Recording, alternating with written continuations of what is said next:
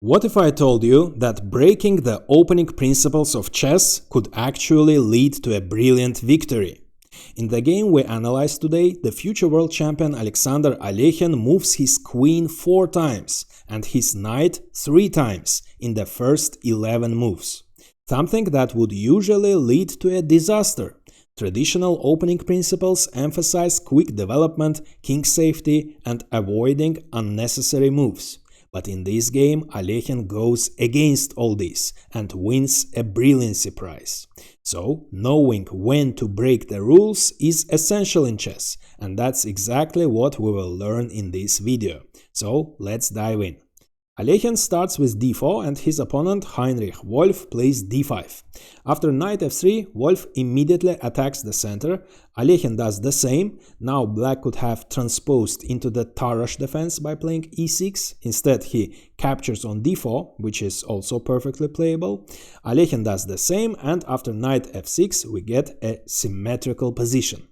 Alekhine captures on d4 and black should have done the same. After knight takes d5, the position would have remained symmetrical, and of course it would be white who would have tried to seize the initiative because he has a tempo move, e4, which would have attacked the knight. Black would be forced to spend a tempo, retreating the knight, and on account of a slightly better development, white would have a slight advantage. But still, knight takes d5 was black's best move. But instead, as the pawn looks doomed, as it's attacked twice and isn't defended, instead of capturing it right away, black plays a6, which of course is a dubious decision, because instead of developing his pieces, instead of thinking about the king's safety, black makes a pawn move. However, a6 has its point. It turns out that white also has difficulties in developing his pieces, and by playing a6, black was waiting for white to make the most natural developing knight c3 move. And if white played it, only then black would have captured on d5, and now if white does the same, if he plays e4, attacking the knight, instead of retreating the knight, black can exchange the knights, damaging white's pawn structure. Now white has 2 isolated pawns, and because of this, black has a slight advantage. So what should white do after black played a6? Natural developing move knight c3 doesn't work, and the d5 pawn is still under attack. You can pause the video and try to find Alekhine's brilliant idea.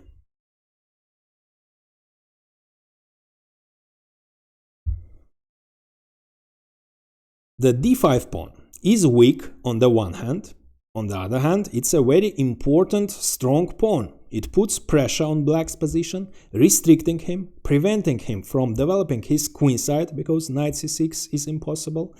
e6 is problematic too because of this pawn, and black must play e6 in order to develop the bishop and castle. So this pawn is very important. It almost paralyzes black's position. And in order to retain this pawn, white sacrifices another pawn, the e pawn. He plays e4, also opening the bishop's diagonal. Black must capture, and now we can see other ideas behind the e4 advance. After the disappearance of the white e pawn, the e file opens, and white will, as the game will show, put pressure on the black king on this file. Besides that, as the black knight has moved away from f6, from the square on which it was putting pressure, attacking the d5 pawn, now this important pawn is attacked only by the black queen, but it's still under attack. Black is ready to capture it. So what next? What was Alekhine's idea? You can pause the video one more time. So, of course, natural developing knight c3 doesn't work, because black would simply exchange the knights and capture the pawn. Another natural developing move was much better, namely bishop c4. However, in this case, black would have played knight d6, occupying the great blockading square with a tempo, attacking the bishop. The bishop must retreat, after which black can play g6, followed by bishop g7 and short castle. after which white would still have a slight advantage, but at least black would have solved the king's safety problem. Instead of this, instead of natural developing bishop c4, as black misplayed the opening, Alekhine realizes that the most effective way to punish his opponent is by breaking the rules, by breaking the opening principles. So instead of developing his pieces, instead of thinking about the king's safety, he moves the queen in the opening. He plays queen a4 check. But what's the idea of this move? The idea is to force black to play either bishop d7 or knight d7. It doesn't really matter which move black would play, the result would be the same. The piece on d7 would close the queen's way and the pawn, the important pawn, will survive. And black has no other options. He must play one of these two moves, because b5 would be a blunder, as white would simply capture it with a check, and after black recaptures, the rook falls. And the same would be the case if instead of b5, black plays queen d7. White would play bishop b5, pinning the queen, and again after a takes b, white is winning the exchange. For this reason, after queen a4 check, black must play either bishop d7 or knight d7. Black goes for a more natural looking bishop d7, because it is attacking the queen. But now the b7 pawn isn't defended by the bishop anymore, and the queen retreats to b3, targeting this pawn. If black defends the pawn by playing queen c7, also attacking the bishop, white would play bishop e3, and after developing the knight, he would occupy the c-file with a tempo, and the black queen would turn into a target. For this reason, instead of queen c7, black defends the b7 pawn with the knight, also with a tempo, by attacking the white queen. So the queen must move one more time, for the third time in the game. But where should she move? The most natural move is queen f3, because from f3 the queen defends the pawn and also puts pressure on the long diagonal. However, in this case, black has a strong reply, e5, attacking the knight, and after the knight retreats, black can play bishop d6, followed by castles, solving all his problems. And if white captures en passant, which might look dangerous for black, as the diagonal opens and b7 falls under attack, it isn't the case. It isn't dangerous at all. Black would capture on e6, attacking the knight.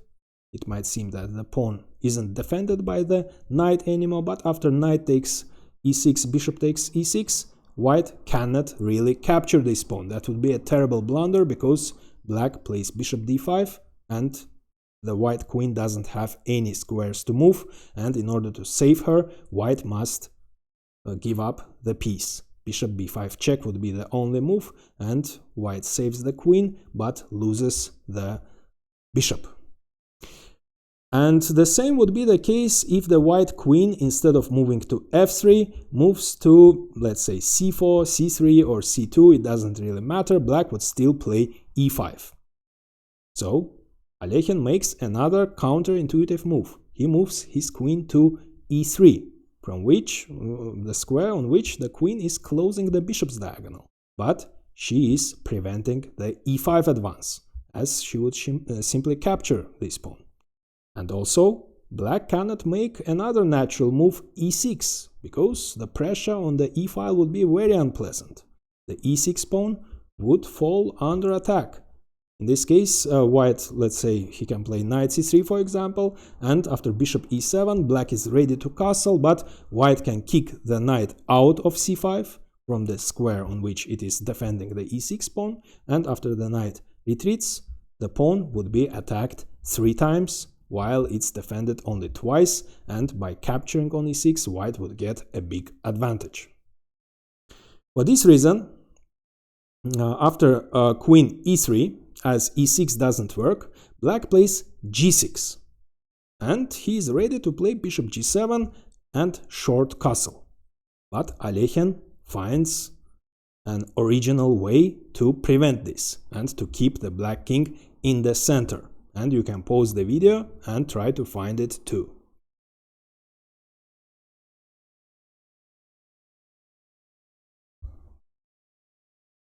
So again, natural developing moves in accordance with the opening principles don't work. For example, after natural knight c3, black plays bishop g7, and there is no way white can prevent the black king from castling.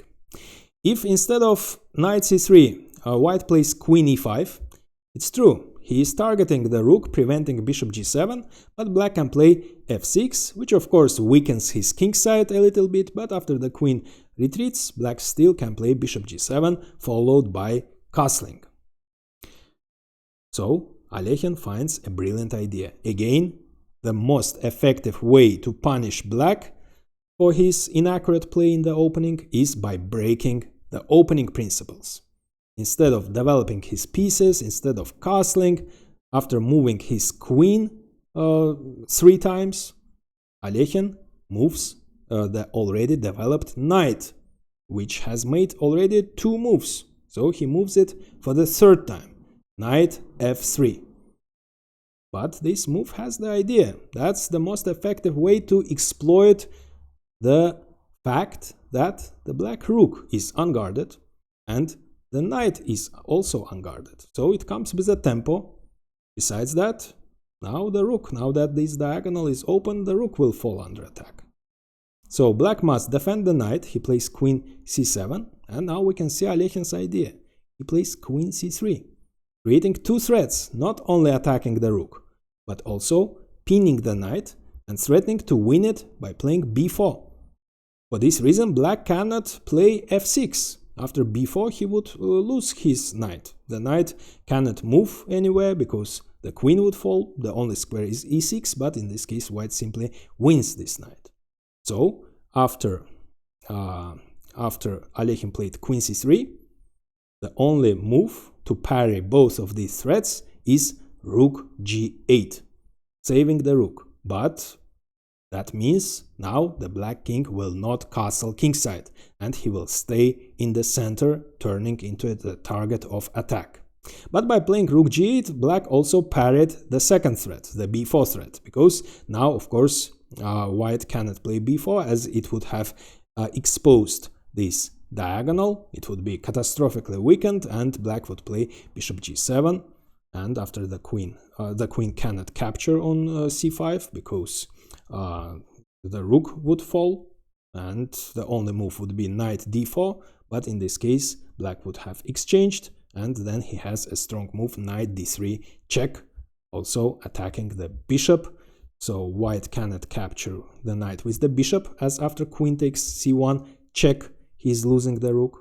So he must capture the knight with the queen, but after queen takes c1 check, queen d1 and the exchange of the queens, of course, white doesn't have any threats to the black king anymore. We transition into the endgame, and a slightly better endgame for black on account of the weakness of the isolated d5 pawn. For this reason, after black played rook g8, as the immediate b4 doesn't work, it would be premature, Alekhine plays bishop e3, developing the bishop with a tempo, threatening to capture the knight. And now, if black plays bishop g7, then it turns out that white actually can capture on c5. And after the exchange of the queens, it might look that black is winning the rook, as the rook cannot move, but white has a strong move, bishop d4, and after bishop takes, for the rook, white has 2 minor pieces and a big advantage. So as the active move bishop g7 doesn't work, and as the knight is under attack, black plays b6, defending the knight. So now white could have played b4, of course, now that his bishop is on e3, and after bishop g7 he can close this diagonal, but still it might give black some counter chances. So there is no need for white to hurry. Black's position is terrible anyways. His king is stuck in the center, his rook is passive, he cannot develop his queen side, so there is no need to hurry. So Alekhine decides to finish his development before undertaking decisive action. So he simply plays knight d2. Now it's time to play in accordance with the opening principles, to develop his pieces and castle. Black plays bishop g7, attacking the queen, bishop d4 followed, which leads to the exchange of black's most active piece. Bishop takes d4, queen takes d4. So how should black develop his queenside? His knight cannot move. c6 is under the white pawn's control. That's why black plays bishop b5, vacating the d7 square for the knight and hoping to decrease white's enormous pressure by exchanging the light squared bishops. Alekhine exchanges the bishops. Bishop takes b5 check, a takes b. Now the black rook, without making a single move, becomes quite active. Now Alekhine, only now, he castles, but the black king cannot do the same. He will turn into a target of attack. Black activates his rook with a tempo, rook a4, attacking the queen, and b4, closing the rook's line and attacking the knight. Of course, white isn't threatening to capture the knight right away, as his queen would fall, but after moving the queen away from the 4th rank, the knight will fall under attack. So the black queen is badly placed on the c file. She might fall under attack on this open file, so black moves her away from the c file, also targeting the pawn and tying the white queen to its defense.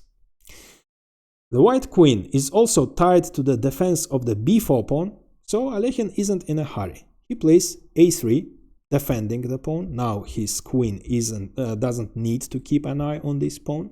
And finally, black gets a chance to develop his queen's knight. And as you remember, Alekhine, in the very beginning of the game, sacrificed the e-pawn by playing e4. The e-file is open now, so rook e1, putting pressure, very unpleasant x-ray on the e-file. That's why black moves the king away from this file, and the pawn, which has survived, moves forward, threatening to capture on e7 with a fork, winning the queen, so black must do something about this threat. He cannot capture on d6. That would be a mistake, because white would have moved his queen away from the 4th rank with a tempo, with a check, and after the king moves, now white can capture the piece, winning right away. If instead of e takes d, black, in order to parry the d takes e check threat, plays e6, then the white pawn, d-pawn, turns into a passed pawn. Besides that, Alekhine was going to win the weak b5 pawn by playing queen e3, moving the queen away from the 4th rank, threatening to capture the knight. Black would be forced to move the knight, to retreat the knight, attacking the pawn, but white can, as the knight has moved away from c5 and it doesn't control the d3 square anymore. The queen can move to d3, defending and attacking, and next move white is going to play knight e4, defending the pawn, and after that the queen will be ready to capture on b5, and there is no way black can defend this pawn, and black's position would collapse. For this reason, instead of e6, in order to parry the threat of d takes e check, black plays knight e6, closing the e-file, and now if white captures on e7, black would simply capture with the queen. Also, by playing knight e6, black attacks the white queen. So, what should white do next? You can pause the video one more time and try to find Alekhine's move.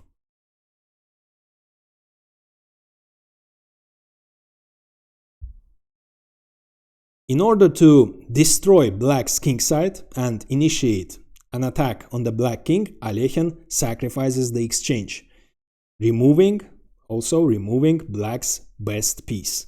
Rook takes e6. F takes e, and it turns out that the e6 pawn is also weak, and there is no way to save it. Alekhine plays knight g5, threatening not just to capture this pawn, but also to fork the king and the queen.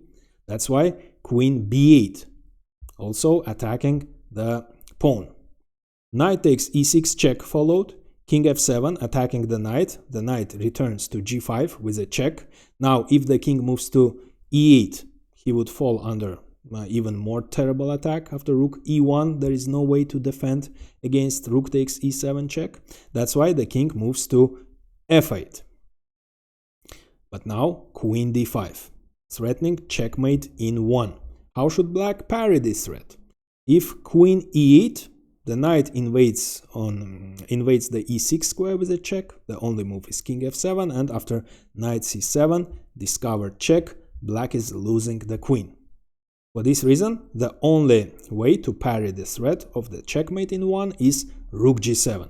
But now white gets the sacrificed exchange back. Knight e6 check with a fork. King g8, knight takes g7. White gets the exchange back and his attack continues. King takes g7, d takes e, attacking the knight, knight f6, queen takes b5, attacking the rook, rook a7, attacking the pawn, rook e1, defending it, queen d6, attacking the pawn for the second time, and Alekhine promotes to the knight, forking the queen and the king, forcing black to capture it. Queen takes e8 followed, queen takes d2. And while the white king is absolutely safe, the black king is exposed and Alekhine begins a king hunt. But black doesn't give up because he has a devilish trap in his mind. So Alekhine continues the king hunt, queen e5 check, king f7, h4, bringing the pawn into the attack and also creating the escape square for the king, and rook takes a3. Alekhine continues the king hunt, queen e8 check, king g7, rook e7 check, king h6, queen f8 check, king h5, rook e5 check, king g4, and now we can see what black's trap is. If white makes the first move that comes to mind to continue his king hunt, namely f3 check, he would have even lost, because after king g3, black is threatening checkmate and another checkmate, and the white queen cannot check the black king because the rook closes this diagonal, so there are no checks. The only check white has is rook g5 check, but in this case black prepared queen takes g5, h takes g, rook a1 checkmate. But Alekhine notices that, and instead of a terrible blunder f3, he simply plays rook g5 check. And black resigns, as after king takes h4, his king gets checkmated. And now I recommend watching how Alekhine employs his favorite opening trick to launch an imaginative attack. But first, like this video and subscribe, as it's really helpful for the channel growth.